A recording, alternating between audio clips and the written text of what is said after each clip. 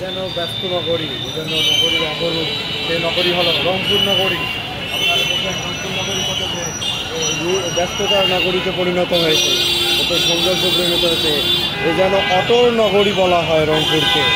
এই রংপুর শহর আপনারা রাত পার হলেই, ভোর হলেই দেখা যায় এত ব্যস্ততায় পরিপূর্ণ।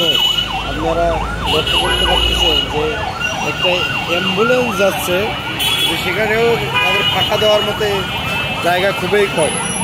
বা রংপুর শহর এখন আগের মতো শহর নেই। এই শহর এখন বিভিন্ন কর্মক্ষেত্র যোগ হয়েছে, এই বিভাগীয় শহরে পরিণত হয়েছে। এই শহর একটা শুধু জেলার মধ্যে সীমাবদ্ধ নেই। তাই আমরা বলতে চাই ব্যস্ত নগরীর মধ্যে এখন রংপুর নগরী পরিণত হয়েছে আলাদা এক নগরী। রংপুর নগরের কিছু চিত্র আপনারা দেখেন।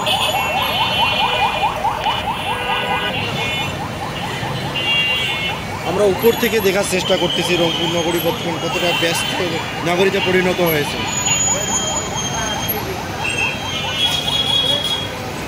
যে যার জীবনের প্রয়োজনে ছুটছে, এর সাথেই বোঝা যাচ্ছে একটা নগরীর প্রধান যে ফটক সেটা হলো রাস্তাঘাট। এই রাস্তাঘাট দেখলেই বোঝা যায় যে এই নগরীর মানুষ কতটা ব্যস্ততাপূর্ণ, এই নগরীর মানুষ কতটা কর্মোন্মুখী। যে নগরীতে এরকম যানজট, এরকম ব্যস্ততা নেই, সেই নগরীর মানুষ আসলেই অলস।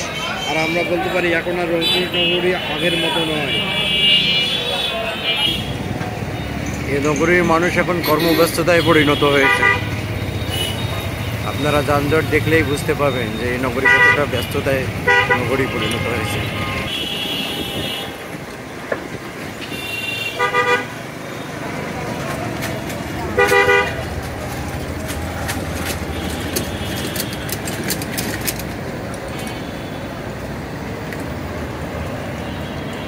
একটি জেলা বা একটি বিভাগ তখনই উন্নত হয় যখনই সেই জেলায় বিভিন্ন কলকারখানা, বিভিন্ন প্রতিষ্ঠান, সাংগঠনিক অফিস আদালত থাকে।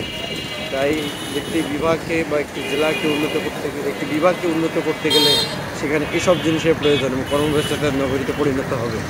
আমরা চাই রংপুর নগরী এর চেয়েও ব্যস্ত নগরীতে পরিণত হয়।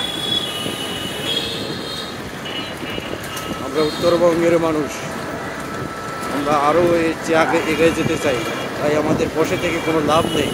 আসেন আপনারা বিভিন্নমুখী চিন্তাকে কাজে লাগাই এবং নিজেদের কর্মদক্ষতা কাজে লাগিয়ে নিজেরাই উন্নতি করি এবং দেশের উন্নতি করি। আজকের এই রংপুরের শহরের যানজটপূর্ণ অবস্থা আপনাদের দেখার জন্য, এবং যানজট যে শহরে যানজট হয় সে শহরে আসলেই সে শহর উন্নত। কারণ সে শহরে যে শহরে মানুষ আছে সে শহরে অবশ্যই কোনো না কোনো দিক থেকে উন্নত। কারণ মানুষ যেখানে থাকবে সেখানে কোনো না কোনো উদ্দেশ্য থাকবে, কোনো না কোনো ভালো দিক থাকবে। তো গাইস, আজকে এই পর্যন্ত। ধন্যবাদ।